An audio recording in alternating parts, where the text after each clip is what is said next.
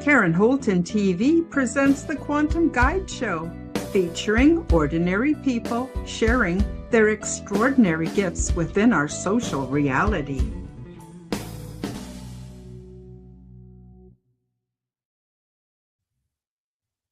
Hi, everybody. Welcome back to the Quantum Guide Show. Today, I'm very happy to bring on a new guest to the show, Brad Olsen. Brad Olsen is a captivating speaker and author of 11 books, including 4 in his esoteric series, Modern Esoteric, Future Esoteric, Beyond Esoteric, and the newly released Secrets of Antarctica. Brad is an award-winning author, book publisher, and acclaimed conference speaker. His keynote presentations and moderating panels have enlightened audiences at Contact in the Desert, Journey to Truth, Alien Event, Conscious Life Expo, and the Star Knowledge Conference. He's done hundreds of radio interviews, including Coast to Coast, Ground Zero, and Exopolitics Today. And he's appeared on dozens of television shows, including Ancient Aliens, America Unearthed, Beyond Belief, Book of Secrets, The Truth is Out There, and Mysteries of the Outdoors. He has traveled to all 7 continents, including Antarctica, by sailboat, seeking adventure and the answers to the mysteries of humankind's past. Brad Olsen's esoteric writing continues to reach a wide audience while he continues breaking ground in alternative journalism, public speaking, illustration, and photography. Today, we expose the lies and dig into the startling evidence supporting an alternative outcome to World War II and the emerging New World Order. All of the links are below in the description.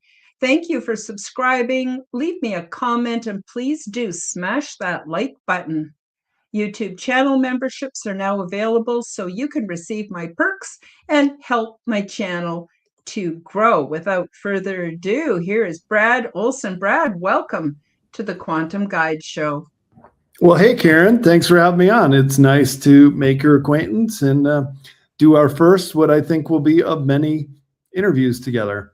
Awesome. Thank you so much. Wow. So I didn't read the whole book because it was a lot of information, but I did read like from page 100 on, because that was sort of where I wanted to focus today. And that's about World War II. So everybody already knows the story. Oh, the Axis powers bad, the Allied forces good, the Allied went in, the United States finally joined the war, and they conquered, the Third Reich. But I look around and I see, oh my goodness, there is a lot of evidence that we're living in maybe the Fourth Reich. Maybe nothing happened the way that we've been told. And pretty much all of history seems to be different than what we've been told. So I was hoping we could talk a little bit about it, because with most people are familiar with Operation Paperclip, and who's the head of all the pharmaceutical industry? It's those same characters who started MK Ultra, and they started all of that back in Germany. And so I'm not saying anything against the Germans, especially today, but I'm saying, something's fishy going on here. What's your take on it, Brad? Well, I'm half German, half Norwegian myself. Both sides of my family, my mom and dad, were half and half themselves. So I guess that makes me half and half. And yeah, so I'm not knocking on them either. I just want to learn the untold history as it relates to Antarctica, but also South America. And 7 years ago, I went down there for 4 months. I went to South America, bought a vehicle in Santiago, Chile, drove all the way up to Peru and to close to Machu Picchu, and then all the way down to Ushuaia, Argentina, where I got passage on a sailboat to Antarctica. And I was down there for 26 days on the sailboat, then came back, had the car, eventually sold it, and then came back after the 4-month trip. But in the time I was in South America, I went to a lot of German enclaves. Part of my research was looking into what happened after World War II and where did many thousands of Germans disappear to, not just, but to some of these, what I describe in the book as micronations of these giant land holdings that are owned by Germans. In fact, there's a joke in South America among the Argentinians and the Chileans, because both of those countries have lost most of their indigenous population, only about 1% left. It's really kind of disgraceful. They've all just been wiped out. And so the joke is that, well, they're having an existential crisis. Who are we as Argentinians and Chileans? They're mostly immigrants from Southern Europe. So the joke is, well, we're Italians who speak Spanish and wish we were as rich as the Germans. And the Germans still have all the money down there. And that's really important to know, because at the end of World War II, Martin Bormann, who is the money man, he was put on trial in Nuremberg in absence. They never caught him. And he was sentenced to death if they would ever catch him. And he keeps popping up all over South America in the 1950s. So did Hitler, by the way, who did not die in the bunker. That was a doppelganger. There's an excellent TV series called Hunting Hitler.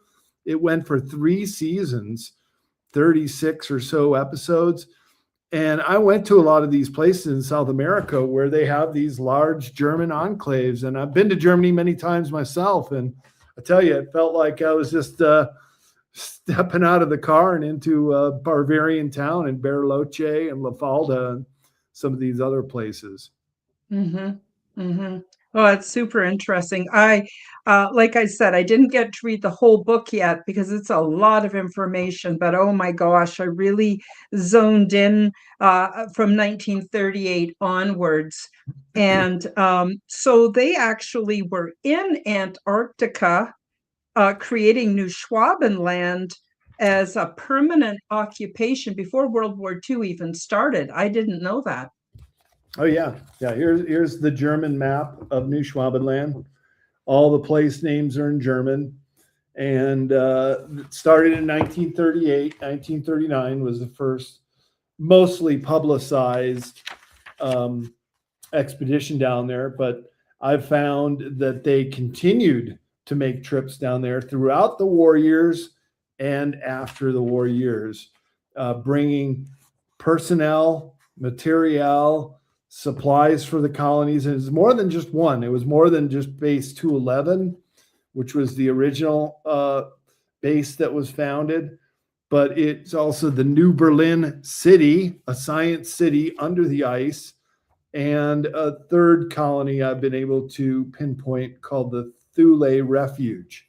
We've also come in contact and acquired many of the passports of the officers in the naval fleet of the Führer's convoy going down to New Schwabenland and New Berlin. And a lot of these people, these German officers and servicemen, they were making a one-way trip. They, in many cases, knew that they would not come back. They volunteered for the mission. They were specifically looking for orphans or people that wouldn't have too much homesickness. And I even have a speech given by Hitler, a secret speech that was in this diary that was written by Commander Wolf. And he said in it that the Fuhrer specifically was looking for orphan children and people that could leave and not be too homesick. Here it is. The Germans never left. And the Germans, as we'll talk about, uh, remained in power. I mean, this is the Fourth Reich. Werner von Braun, head of NASA, Walter Mm-hmm. Hallstein, head of the EU Commission, Mm-hmm. Adolf Heisenberg, chief staff of NATO, and Kurt Waldheim, Secretary General of the UN. So they got their people into the highest positions after World War II. Martin Bormann, the money man, got out with many metric tons of gold, as well as holdings for corporate power. And this is the start of the Fourth Reich after Mm-hmm. World War II. And so it's just incredible. So if you want me to read this conscript from Hitler, how Sure. he recruited people, Sure. quote it. Awesome. The joint and organized research of our scientists, sailors, and submariners of the Kriegsmarine, who achieved the impossible, and the successful work of the SS detachments in the field of studying the heritage of the ancestors of the Great Reich, have allowed us to discover new and immeasurable territories for the German Reich in Antarctica, which are located under the ice of the South Pole. And that's very significant because there's a huge hole in the ice near the South Pole. We can talk about it in a minute. In Mm-hmm. connection with the opening up of new territories, I order within the next 6 months, with the members of the Armed Forces, the Air Force, the Kriegsmarine, and the Reich Chancellor, the units of the SS, to carry out a careful and covert selection of volunteers for the development of the armed forces. New territories of the German Reich in New Schwabenland. The commissions that work on the selection of candidates must take into account that the volunteers will say goodbye to the fatherland forever and will be sent to New Schwabenland for a permanent stay. The measures for the resettlement of the best candidates from the ranks of the military and SS members must be carried out in strict secrecy. As the person responsible in the Reich for the resettlement of a part of the population of purebred Aryans to New Schwabenland, and for ensuring the secrecy of the actions, I appoint Reichsleiter Martin Bormann, the Fuhrer and Reich Chancellor, Supreme Commander of the Armed Forces. So he even set up Martin Bormann as the head of the resettlement, which also included to some of these micronations in South America. But for those that went to Antarctica, it was a one-way trip. Wow. Unbelievable. And I had no idea about most of this. Can you tell us a bit about Base 211? You said that was the first base they set up, but it was around the same time, wasn't it? 1935 to 1939, which again is just before World War II started. There was flying saucers, time travel, ET contact. Wow. You want to talk a little bit about Base 211 and then segue a bit into some of these technologies that even today, information about them is being suppressed. Oh, yeah, big time. And of course, the flying discs and the submarine technology I discuss at length in this book because they do play such a big role, including the Battle of High Jump, which we've reproduced what that may have looked like, including the destruction of the USS Maddox, as well as the UFO, these Hanibu 2 craft coming out of holes in the ice and up out of the water and basically couldn't be shot down.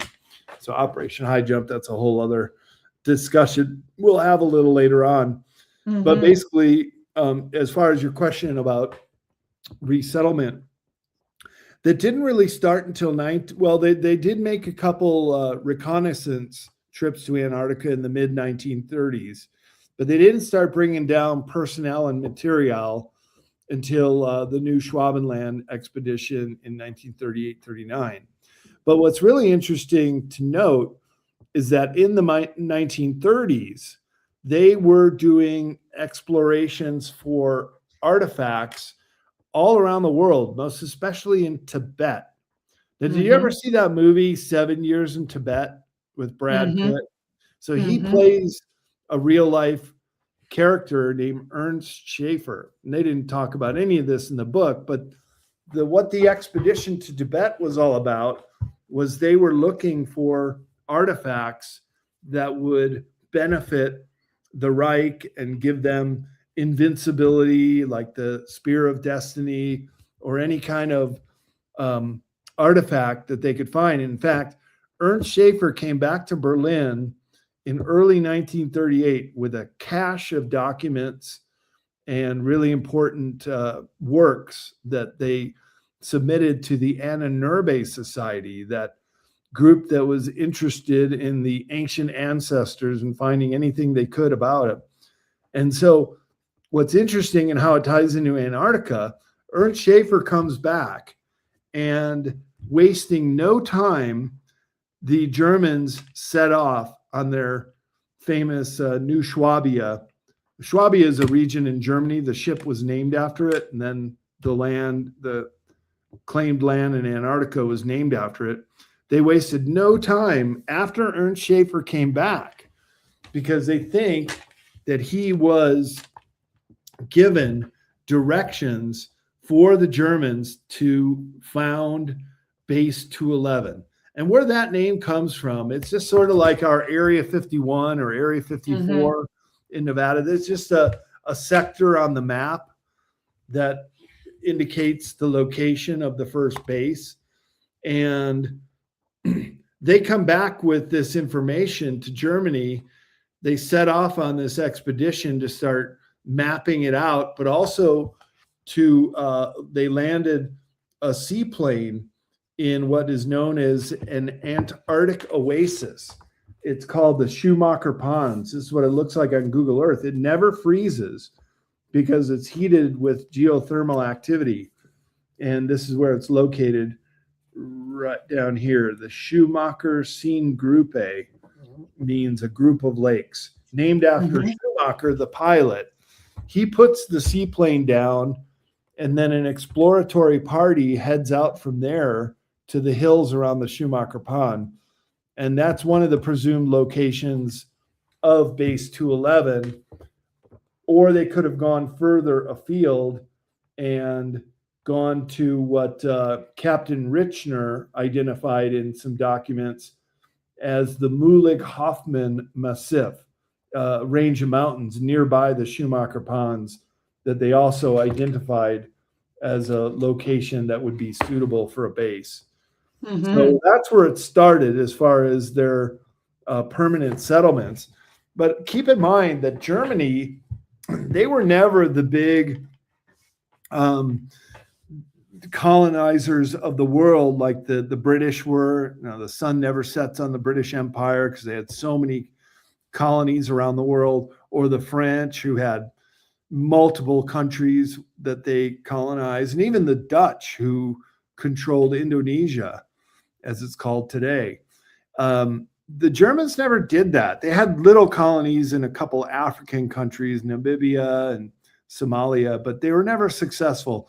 And so the Germans always needed to expand.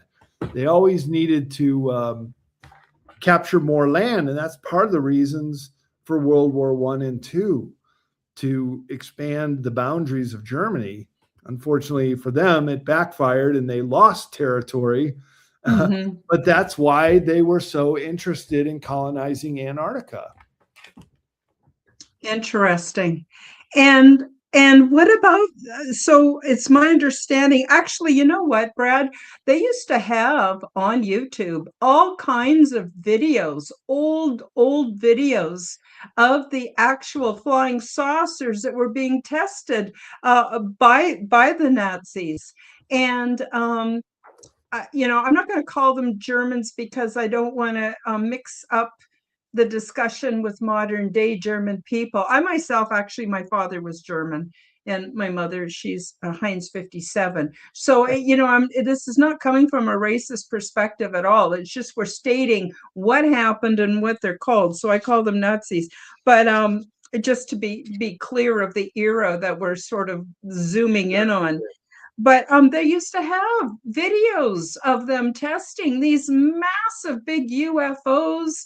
Yeah. Yes, thank you. I'm going to make you larger so people can Those are see. video clips too. Those are taken. Okay, so see, but it's really hard to find that stuff today. And then of course time travel and ET contact, and there you go. They had a Awesome. whole fleet of different sized UFOs and orbs. It And was real. apparently they even went to the moon. So I just wonder if you want to elaborate a little bit on that, give us a bit of a sense of the timing on it and what's true and what's rumor. It's so hard to tell now. Yeah, you made a good point that if history were really to tell the truth about space exploration, that it was the Germans that were the first on the moon. And by the way, they don't like the term Nazi in Antarctica anymore either. They prefer to be known as the German Antarcticans or the Antarctic Germans. And they're still down there. Multi-generations remain to this day. Stuart Swerdlow has been doing some interviews recently with Nino Rodriguez and Dr. Michael Sala.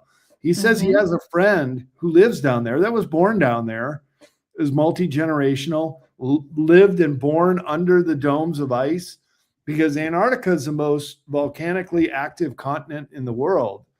14 active known volcanoes and 93 geothermal heat vents. So you'd have the propensity to open up these big domes under the ice of the polar plateau, which is 2 miles thick in most places. And these reports are from Stuart Swerdlow, who heard it directly from someone who even says they are in the Fourth Reich. They're members of the Fourth Reich, and they don't know how the world is going to react if they were ever to try to come out. And so that's why they feel they need to remain secretive, but they would like to. They would like to join the world, he said. But they think that if they did tell the world that the Fourth Reich still worked and existed down in Antarctica, that they'd be attacked again, like Operation High Jump. And there was another nuclear strike on Antarctica called Operation Argus. And it too, like High Jump, is still classified information. You can't apply with the Freedom of Information and find out about where they were detonating nuclear bombs in Antarctica in 1956. But shortly thereafter, the first drafts of the Antarctica Treaty started coming out. And one of the very first references about no militaries or warfare says that absolutely no nuclear bombs or testing are allowed in Antarctica. And it just struck me as very curious. Why do you have to make such a point of that, saying that you're not allowed to do it unless it possibly already happened prior? You know, Brad, I think their secret's out because it was only, maybe 3 years ago. I live in Canada. About 3 years ago, they brought this old SS Nazi guy into the House of Parliament. Oh, yeah, And I the remember that. entire House of Parliament, everybody stood up, gave him 2 standing ovations. And I was shocked, absolutely shocked. And this guy, he was so happy, you know. So I think the stigma around being a Nazi might be actually over, at least in Canada. Oh my gosh. Well, So also keep in mind, Karen, that through Project Paperclip, we recruited hundreds of scientists to come here that worked on the Manhattan Project, that developed the nuclear bomb, that Werner von Braun, head of NASA, and so many others. I showed you that other image in Europe and in the US. So we were bringing them over willingly and giving them diplomatic immunity in many cases. So in the work of Joseph Farrell, in several of his books, most especially one called Nazi International, showing how the Fourth Reich has built up around these new Germans that came to America through Paperclip. Some were given new identities, some didn't even bother, kept their old names. But basically everybody's like, oh, the war's over, we don't have to worry about them. But in Joseph Farrell's books, he was saying they were given diplomatic immunity. So they could go Yeah. to the border of Mexico or fly down to South America with an attache case, not being searched, and able to pass that on to other people in the Fourth Reich. And so this has been going on since the end of World War II, that with the money and with the micronations in South America and the colonies in Antarctica, they have continued on. And is Henry Stevens has a great book called The Dark Sun. And in it, he describes the Antarctica colonies. And at the end of World War II, the actual final wars were won by Germany. You know, we don't hear about that because history is always written by the winner. But there was a submarine battle at the end of World War II when they're getting all the last of the Führer's convoy out of Germany and Norway, because Hamburg and Norway were still controlled by the Germans at the end of the war. So they had every opportunity to evacuate whom they wanted to. And so the vast battle in the North Sea was very one-sided. It was the submarines just blasting their way through. Any boat they came in contact with were gone. And so they all escaped down to South America. Keep in mind that several months after the war ended, there were U-boats that came to Mar Plata in Argentina and just surrendered. And under interrogation, the Americans got their hands on these guys and interrogated them. And they said, yeah, we were part of this Führer's convoy down to Antarctica. What were you doing? Bringing material and personnel. For some reason, they got stranded. Something went wrong with the submarine, and they had to basically surrender in Argentina. Interesting. I'm curious to know whether their advanced technology, is that tied into what that are tied into what we might consider ETs, but they're not. They actually live subterranean, I don't know, Middle Earth terrestrials. I don't know what you call them. Is that true, or is that just a rumor? Did that give them an edge?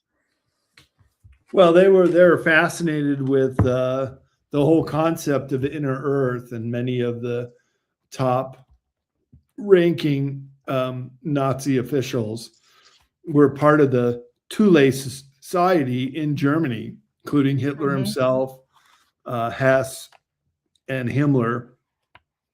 And so then they also allied with the Pope. So they had help from the Vatican, especially after the war, creating what were known as the rat lines to allow some of these Germans who should have been on trial at Nuremberg themselves, but were given new identities and had squirreled off to South America and lived out their natural lives, including Joseph Mengele. I mean, this sadistic doctor that was experimenting on twins in Auschwitz. I mean, the worst of the worst in some cases were able to escape and live out their lives. So there was a huge travesty of justice for catching some of these really bad guys. And it said that Adolf Hitler himself, he died in the early 1960s and was buried under a prominent hotel in Sichuan, Paraguay in 1961. Eyewitnesses that were there at his funeral. But as far as the inner Earth, yeah, they had a great fascination with it. They were incredible diggers of the underground bases. So they created Fortress Europe on the coastal embankments of Europe. And it was an engineer. His name was Todt, T-O-D-T. You can still see it on some of the bunkers in France. And he died in the war, but his whole engineering style of using reinforced concrete and burrowing into the earth and making these underground bases. Some of those engineers also came over with Project Paperclip, and they started making our underground military bases, or DUMS as they're known, Deep Underground Military Bases acronym. And so they were very proficient in burrowing underground. Now, the whole concept of the inner earth, well, that's a good one. Well, you can make an argument that the deep underground military bases are inner earth, or the deep cave systems like Mammoth Cave are inner earth, or even under the ice would appear to be an inner earth. So here's a schematic of one of the bases called the Thule Refuge in Antarctica, in New Schwabenland. You can see their UFOs could come and go, and the submarines, and it's mostly all underground, so undetectable to satellites or aerial flights. And then the whole concept of Agartha, this inner earth, the land of the advanced races, this was an absolute fascination for the Ahnenerbe Society and the upper echelon of the Third Reich and the SS, who, by the way, at the end of World War II, the Third Reich did not surrender, nor did the SS. They went underground and created an intelligence type of government, no longer having their fighting forces anymore, but they were the third force. So during the Cold War, they were fanning the flames of discontent between the Soviet bloc and the NATO bloc, all the while working on their own backward engineered technology, these hidden disc shaped craft that they got out at the end of the war, that came out of the Skoda works and Peenemünde, that they were working on this stuff. And so I went to, in South America, near this German town called La Falda, I took a tour of the Eden Hotel, where Hitler was said to have arrived right after he left Europe. And I took the tour, and the tour guide spoke pretty good English. So I asked him at the end of the tour, I'm like, do you really think Hitler survived the war? And the guy says, well, I don't have to believe it. I know it. I said, how do you know it? He says, right here in town, there's an elderly woman who's in her 90s now, but at the end of World War II, she was a young chambermaid in the Eden Hotel. And she was on Hunting Hitler and has appeared in other videos and interviews. She's even passed lie detector tests that she saw Hitler himself with Eva Braun, his wife, and even their dog Blondie, the German Shepherd, that all came out. They escaped via U-boats at the end of the war in the Führer's convoy. He probably made a visit to the Antarctic colonies, but preferred to live in the Andes Mountains, which I've been to both the Andes and the Alps. They're very identical looking mountains, very dramatic looking peaks in both places with these beautiful alpine lakes below them. And so he kept moving around from safe house to safe house. And I got close to the Inalco house, which in the TV series Hunting Hitler, they landed a Zodiac boat, and they swam ashore, and they found out that this is one of the places where Hitler lived. And it had an underground base. They showed the stovepipes, the air vents for the underground base. And most importantly, there was a seaplane dock. So if any authorities were moving in on him, they would have enough time to get him into a seaplane, take off from the lake, fly over the spine of the Andes Mountains, and then just go to the next fascist government propped up by our CIA, who was also in on it and helped keep him alive. And that's why only one Nazi got captured out of South America, and that was Adolf Eichmann by the Mossad. They took him back to Israel, put him on trial, and executed him. But that sends shockwaves with the other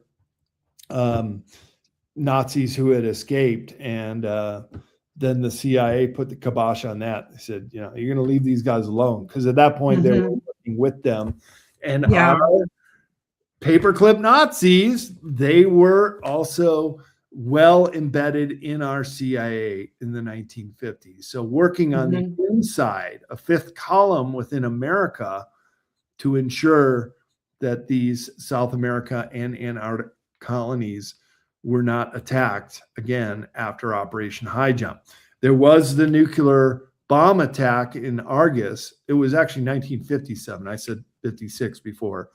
57, but then they struck a deal, a truce, to create the Antarctica Treaty, which had stipulations where people could go, scientists, tourists, or government officials, and where they cannot go. And there are definitely no-fly, no-go zones in Antarctica that people are not allowed to go to this day. Yep. Yep. I'm familiar with that. Now, I just want to go back a little bit to what you were saying about the inner Earth, the inner terrestrials. You know, there is tons and tons of these underground tunnels and all over the world, not just in South America, all over the world. What's also interesting is in the Epstein investigations, they even believe there's tunnels under the ocean that actually go to Little St. James and go to other places. Apparently, these are all over the earth. And we all know they've got some kind of machinery, massive machinery that vitrifies the rock as it goes through. So it's like glass.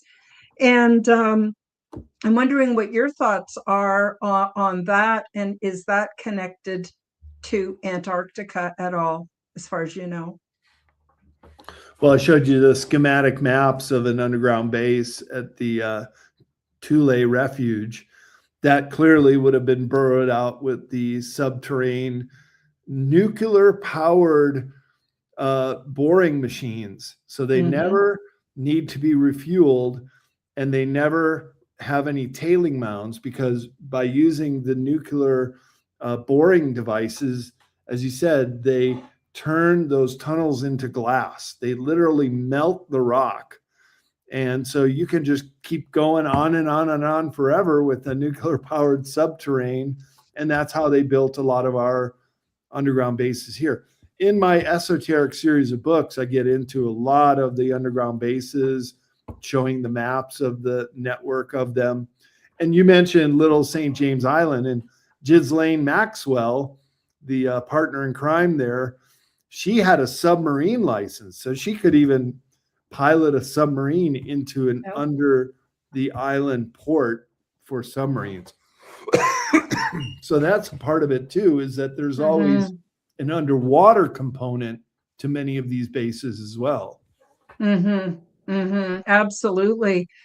So I'm wondering if we could switch gears a little bit here, Brad, and if you could bring us up to speed on the link between magic and mysticism, and how that ties into the Nazi regime and aided them in I don't know, doing what they did, I guess. Well, that's interesting you brought it up, because they called their advanced technology techno-magical devices. That there was a form of technology as well as the mystical part of flying these devices. And this is basically what they've been working on since the 1920s and 1930s. This techno-magical heritage. So they believed it was this lost science from their ancestors that they were going looking for in Tibet. They were looking for the Vimana craft. They had their own UFO crash, kind of like our Roswell, that happened in the Black Forest region of Germany in 1933. And in the late 1930s, there was a nearly intact UFO that went down in the Lombardy region of Italy that Mussolini turned over to the German scientists. So they had an incredible head start as far as working on this techno-magical heritage, is what they called it. And I have a portion in my book on that. And I should also point out that part of that backward engineering came from the Vril women, VRIL, which has many different definitions. It's the women who were of the Vril society. They also call them the Vril women, who are telepathic, and they were able to do telepathic transmissions with Aldebaran in the 1920s, right after World War II.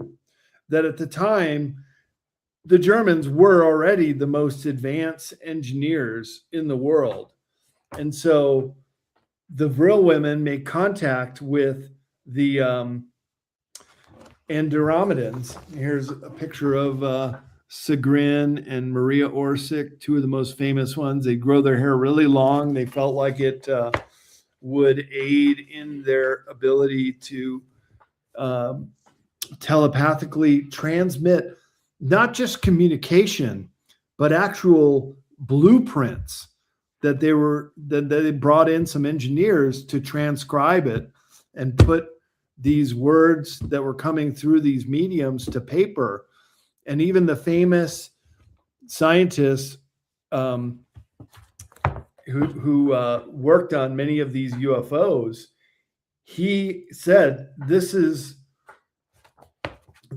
actionable science. Victor Schauenberger, and he worked on the first UFO related type crafts with this techno magical heritage. That's literally what they called it. And so when these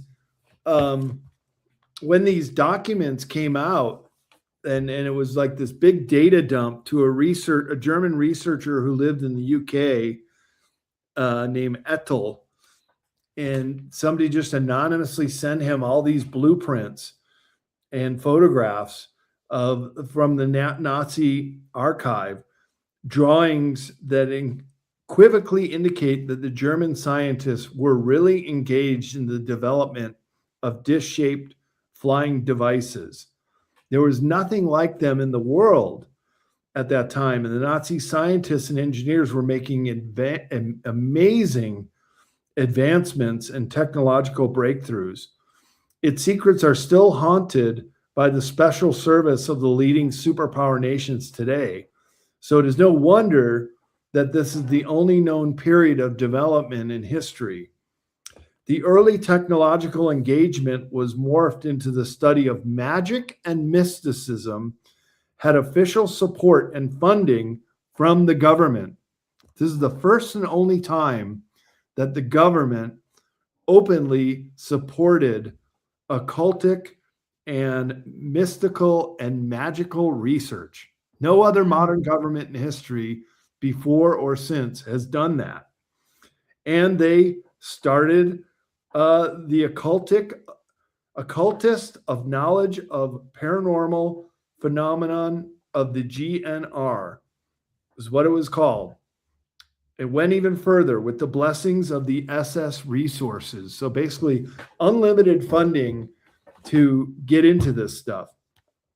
At the expense of a massive army, the Germans knew that they could not win future wars unless they had a technological advantage.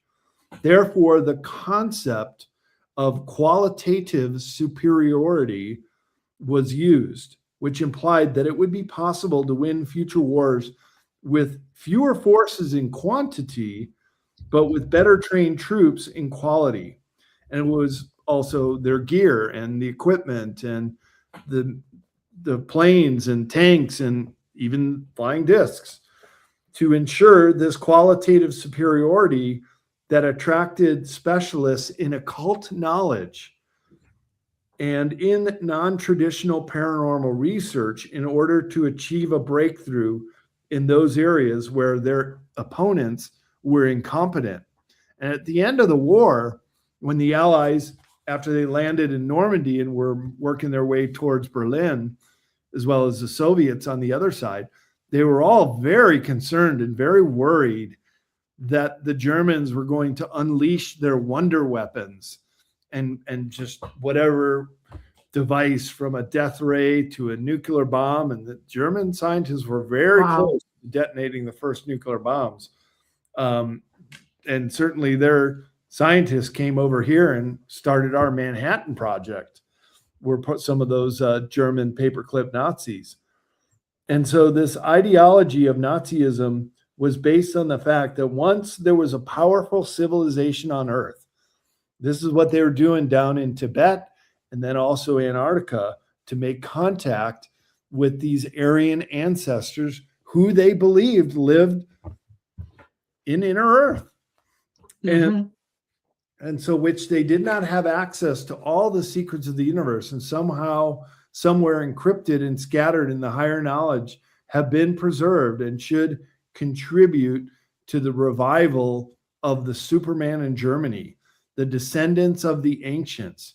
The Aryans were particularly interested in Atlantis, which Nazi scholars believed was the original homeland of the Aryan race.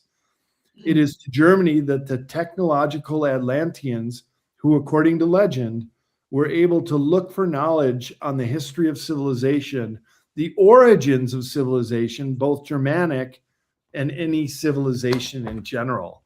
So that's what they were doing, going to all these far-flung places, trying to find artifacts or manuscripts. Much like the movie Raiders of the Lost Ark. Remember, they were Nazis doing the dig in Egypt when Indiana Jones got there first and found the right implements to change the tide in that movie.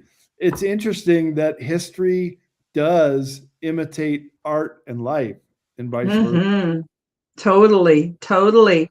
I'm wondering if at this point, if you would like to talk a bit about the tie-in between the CIA and the Fourth Reich.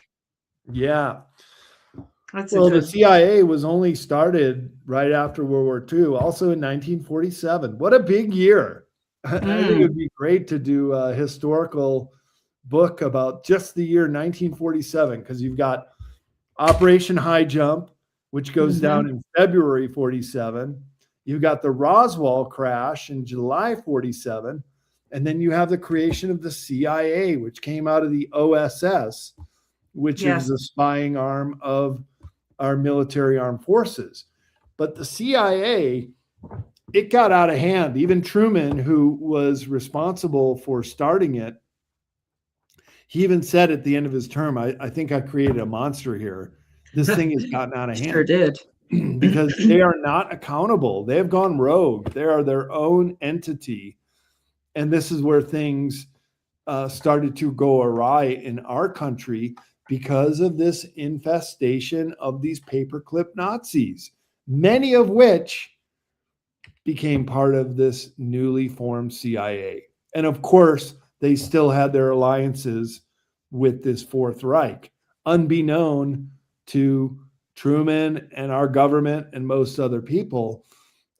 They were infiltrated in such a degree, so well integrated into not only government positions, but also corporation positions, academia, and they got into most of the top institutions in this country, and they were controlling it from the inside. This is what's known as the fifth column.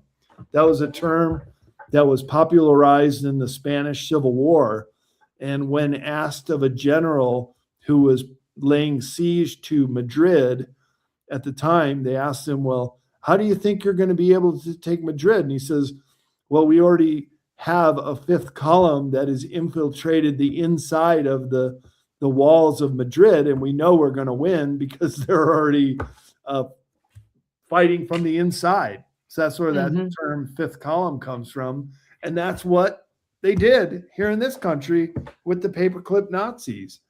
And I think that's why, the fascism and all these other signs that point to our government going off the rails can be traced back to this. Yeah, I would agree 100%. That leads me to my last question, and that is the goings on of MK Ultra, the pharmaceutical industry, the industrial military complex, it seems to me that all of that came out of what was going on during World War II with the Nazis, but also basically is evidence right down till today that the Fourth Reich is still operating. I don't want to get into 2020, 2021 too much, but you know what everyone out there knows what I'm talking about. That and everything from Plum Island and ticks with disease. I mean, it just goes on and on. And it seems like all the roots go back to the whole the Third Reich, which I think evolved into the Fourth Reich, and we can even move that into the New World Order. I'm just wondering if you want to speak. We still have about 10 minutes. If you want to speak to how all of that mess that we're dealing with today, and the eugenics is another part of it, and I could go on and on. But please give us some schooling on all of that. That'd be awesome. Well, of course, MK Ultra was some of the Brookings Institute scientists who came over from Germany, and they were working on mind control in our country after World War II is when it started here, and then it came over from Germany. You know, the K in MK is the German spelling of control, KORNTROLLE. Mind Control Ultra in Germany. So it's German spelling or an acronym. And they came over here, and of course they worked through our mass media, but then they were also drugging people and trying to create Manchurian candidates and all kind of really nasty, nefarious type of activities. But that's the infiltration I'm talking about. That's where things started going really wrong in this country, because they continued that ideology of the Third Reich into the Fourth Reich. And it was an underground network. It's not like something that's being talked about a lot, although there were Jim Mars, I got a chance to meet him one time at Contact in the Desert. He did a book on the Fourth Reich. As I said, Joseph Farrell, incredible researcher on the subject, as well as many other authors, Henry Stevens included. And there is the evidence out there that they did all this stuff, and that they were working against the American people, that they were working for the globalists. And you made a good point that the World Economic Forum and a lot of these globalist empires, look, the Illuminati even came out of Bavaria, Germany in 1776 with Adam Weishaupt. So there's been a long tradition of this German secret society with a eugenics program. And you would really have to refer to my book before Antarctica called Beyond Esoteric, where the whole pandemic eugenics agenda, I know there's some things we can't say on YouTube, but a lot of that is, again, this extension of these Fourth Reich Germans. Unfortunately, some of them turned to the dark side. And, I think, again, Star Wars, life imitates art, or art imitates life, kind of plays off some of these themes in our real world that are portrayed in Star Wars and other movies, including some of them with the black goo. And that's another thing. Maybe I should come back and we can talk about black goo as well. Yeah. Absolutely. This is really interesting stuff, how it's all tied in together. And, do you want to show everyone the cover of your book again and tell people where they can find it? But also want to give you a couple minutes to add anything that, we didn't touch on yet that you think is important, goes with the discussion. You want to tell people a little bit about some of your other books? I don't know, whatever you want before we close out the show. I'd love to just give you some time to do that. Oh, thanks, Karen. Yeah, and just keep in mind the subtitle is The Untold History of the Ice Continent. And most of what I've been talking about is that untold history in this country and around the world of this third force, this Fourth Reich, that has been in operation since the end of World War II, and by all means are very powerful. Look at what the World Economic Forum has done with all the globalists and billionaires that go to those meetings. You got the Trilateral Commission, and also the Bilderbergers. That was started by a former SS Nazi in Holland in the 1950s. Their secretive meetings. So this has been going on for decades. Unfortunately, a lot of people aren't aware of it, but we're starting to bring more awareness to their agenda and what they're up to. And I do get into a lot more detail in my 3 books on esoteric subjects. It's Modern Esoteric, Future Esoteric, which is more of the secret state and the UFO agenda, and then Beyond Esoteric, which just came out in a 2nd edition. And all those are available at cccpublishing.com. And if people order their books off the website, then I'm able to sign copies for people and Nice. can get you a signed copy that way. But otherwise, Amazon and all the retailers were distributed through Independent Publishers Group. So even an independent bookstore, if they don't have Secrets of Antarctica or any of the esoteric guides, they can order them for you and they'll be there in a day or 2. Really quick delivery.